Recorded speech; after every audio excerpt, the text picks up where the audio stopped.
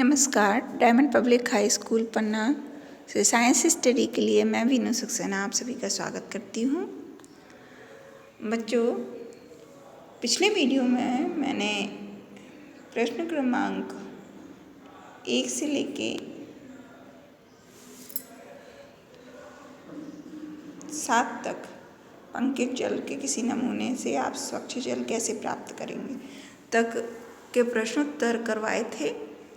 आज हम रिक्त स्थानों की पूर्ति करेंगे और सत्य असत्य लिखेंगे। तो यहाँ पहला प्रश्न है का धान के दानों से डंडियों को पृथक करने की विधि को कहते हैं।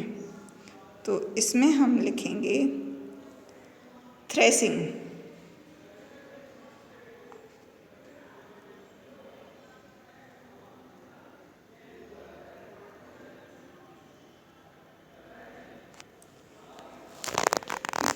बच्चों, इधर पे थोड़ी सी राइटिंग डिस्टर्ब आती है क्योंकि ये स्क्रीन पे लिखना होता है और उंगली से लिखना होता है, तो इसलिए समझ के कर लेना। दूसरा है खा नंबर का, किसी एक कपड़े पर दूध को उड़ेलते हैं तो मलाई उस पर रह जाती है। पृथक्करण की इस प्रक्रिया को यह प्रक्रिया कहलाती है। तो इसमें लिखेंगे चालन, क्योंकि कपड़ा एक छलनी की तरह से ही तो काम करता है। चालन। अब अगला प्रश्न है गा नंबर का, समुद्र के जल से नमक प्रक्रिया द्वारा प्राप्त होता है। तो इसका उत्तर है बाष्पन।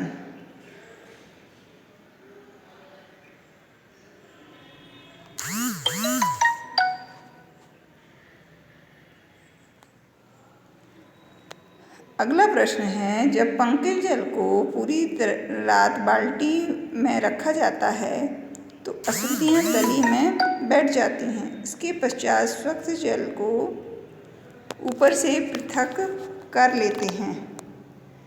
इसमें उपयोग होने वाली पृथक्करण की प्रक्रिया को कहते हैं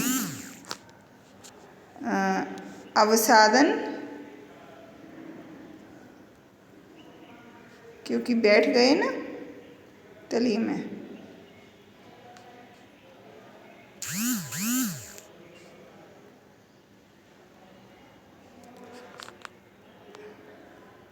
और निस्तारण।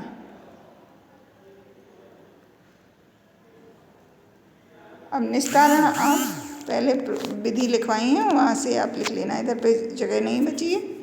अगला प्रश्न है सत्य अथवा असत्य। तो इसमें पहला वाला है का नंबर का, दूध और जल के मिश्रण को निस्यंदन द्वारा पृथक किया जा सकता है। तो आप देखिए, क्या दूध और जल को मिला देते हैं और उसे थोड़ी देर रख रहे हैं तो क्या वो नीचे बैठ जाता है, उसे अलग किया जा सकता है? जाहिर सी बात है, आप कहेंगे नहीं। तो ये कैसा है? असत्य। अब अगला प्रश्न देखेंगे। प्रश्न देखेंगे खा नंबर का, नमक तथा चीनी के मिश्रण को निष्पावन द्वारा पृथक कर सकते हैं। तो निष्पावन विधि क्या कहती है कि वायु द्वारा या वायु की सहायता से भारी और हल्के कणों को पृथक करने की क्रिया निष्पावन होती है। तो नमक और चीनी को तो ऐसे नहीं किया जा सकता, उसे तो वाष्पन से कर सकते हैं। तो ये वाला असत्य है, यानी गलत है। अब अगला प्रश्न है गा, चाय की पत्तियों को चाय से पृथक्करण निस्यंदन द्वारा किया जा सकता है। तो चाय की पत्ती को चाय से पृथक करने के लिए वैसे तो अपन छलनी द्वारा छान के करते हैं, यानी चालन विधि का उपयोग करते हैं। लेकिन कभी अगर छलनी ना हो तो चाय को थोड़ी देर रख दें और उसके बाद ऊपर ऊपर से चाय निकाल के ले लेते हैं, तो किया जा सकता है। अगर छन्नी नहीं है अपने पास तो निस्यंदन विधि से इसको पृथक किया जा सकता है। अगला है अनाज और भूसे का पृथक्करण निस्तारण विधि द्वारा किया जा सकता है। तो इसका अनाज और भूसे को वैसे तो निष्पावन विधि से अलग किया जाता है, लेकिन क्या निस्तारण विधि से किया जा सकता है? तो आपने देखा होगा घर पे जब गेहूँ धोए जाते हैं तो पानी के ऊपर भूसा तैर के आ जाता है और फिर ऊपर से हम पानी को बहा देते हैं, यानी निस्तारण विधि हो गई वो। तो निस्तारण विधि द्वारा इसे किया जा सकता है।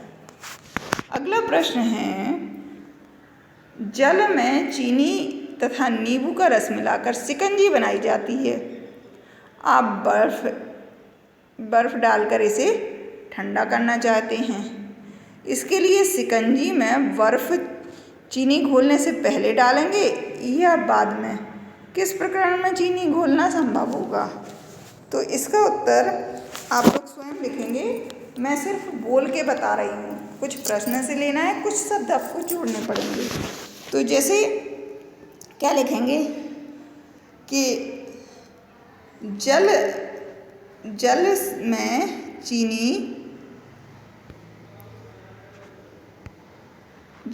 चीनी व नींबू का रस मिलाकर शिकंजी बनाई जाती है।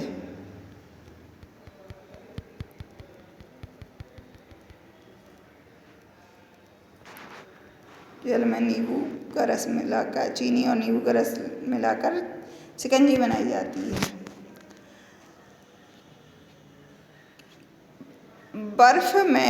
बर्फ डालकर इसे ठंडा करना है। इसके लिए शिकंजी में बर्फ चीनी घोलने के बाद में डालना चाहिए। इसके लिए बर्फ चीनी घोलने से बाद में डालना चाहिए, जिससे चीनी घोलना अधिक संभव होता है। यानी ये जो हमने घेरा बना दिया है, ये शब्द हटा देंगे तो आपका आंसर पूरा हो जाएगा। उम्मीद है आप लोग इन प्रश्नों के उत्तर कर पाएंगे। यदि नहीं कर पाते हैं, आपको नहीं लिखना आता है, तो फिर आप मुझे कमेंट्स बॉक्स में लिखेंगे, तो मैं लिखे हुए प्रश्नों के उत्तर आपको भेज दूंगी। लेकिन प्रयास आप लिखने का करें।